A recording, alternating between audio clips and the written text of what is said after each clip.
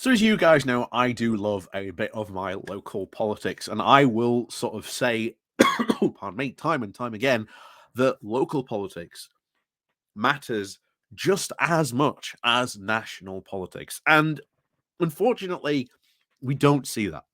Instead, you see in sort of local council turnouts, and even in the May local elections, you may see turnout rates anywhere vary between 20 and 25%.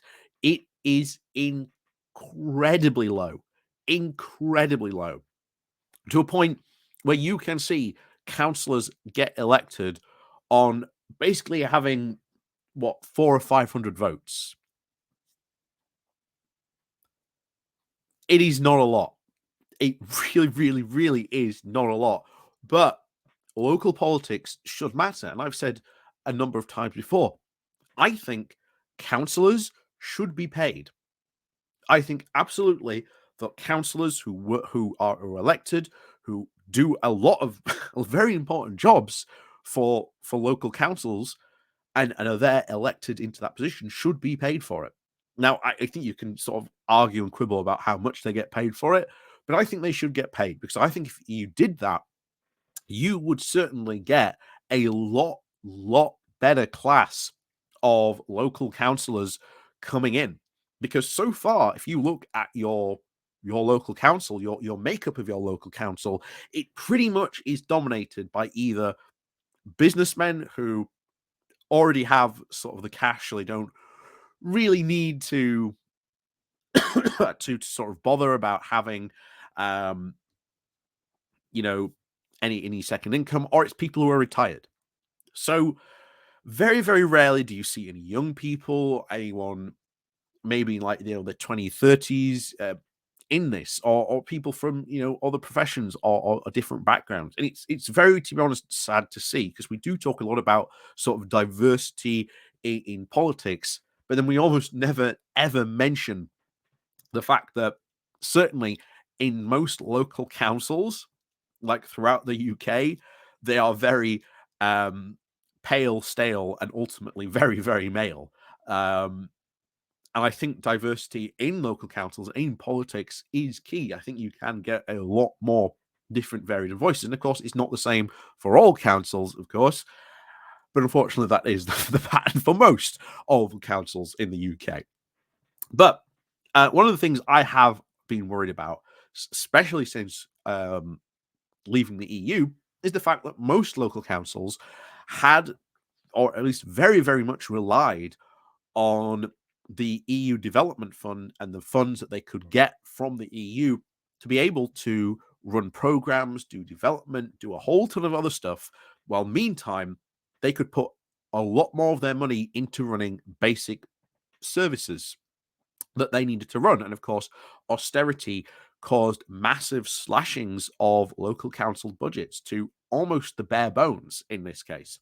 And a lot of local councils have had to take a lot of very difficult decisions for the past decade because of this. And it is been because of Tory austerity. And we have seen Labour councils even more singled out and targeted for even more harsher cuts than their, well, in some cases, their Tory counterparts. Um, my own local council is one such example. And you've had a number of times where they have been relying on those EU grants, those EU development funds, the money that they could get from that EU pool to be able to compensate, so they could still run, you know, develop the region, develop all that stuff, while at still the same time trying to maintain a decent level of service for the council should provide. Now, unfortunately, in this case, and I really can't say 100% sure that Woking would still be in this situation if we were in this EU. I cannot say that for 100% certain guarantee. But from what we can see here, the Woking local council authority is in desperate need of help, because they have a £2 billion worth of debt that they have seen to been accrued, mostly because the council, from what we can at least see, took the decisions to make some very big property investments.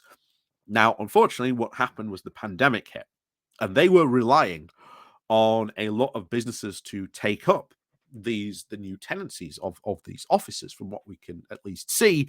And unfortunately, that hasn't turned out that way, mostly because of the pandemic. And because of that, they have now been left with a £2 billion debt, a massive debt. And of course, the cost of services, as is the same for all councils, is constantly rising because we are getting an aging population. And the biggest cost to local councils is, of course, the social care cost that many councils are now having to sort of forever see an increasing cost of that, because we're having an even more aging population. But of course, we get the other problem that you don't have now enough young people being there to be able to pay for the potential social safety net budget that for those local councils. So even as Woking here is trying to actually raise local council tax by, I think, by about 2.9%, I think it is. They're trying to sort of raise it by um them getting out of this debt, I think, is going to be very, very hard. And there's talks that they are close to bankruptcy. So that may happen within the next couple of days, maybe in a couple of weeks. At that point, the government will have to step in and intervene. Um,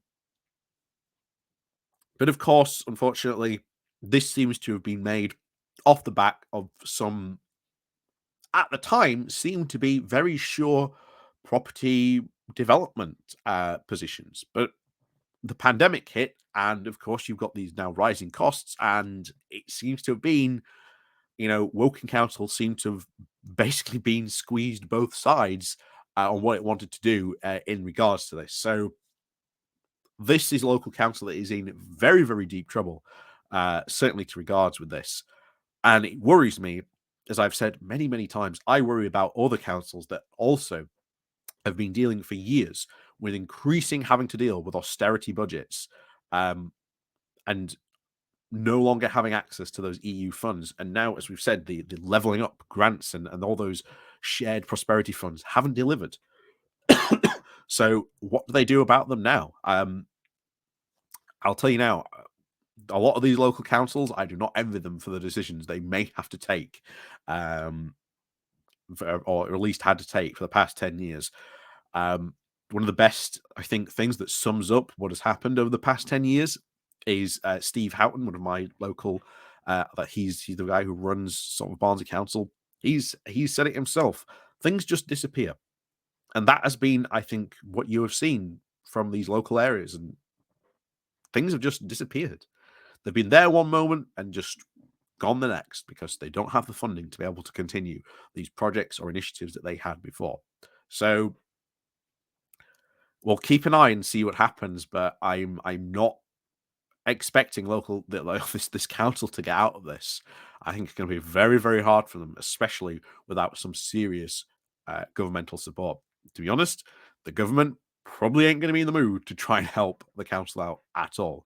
So we'll see what happens here. But anyway, as always, thank you very much for watching. Please do remember to hit that like, share, and subscribe button. And of course, down below, the links to my Patreon page and a rotation link called Buy Me Coffee, where you can again buy me coffee. And of course, as always, thank you very much for watching. And of course, we'll see you all next time.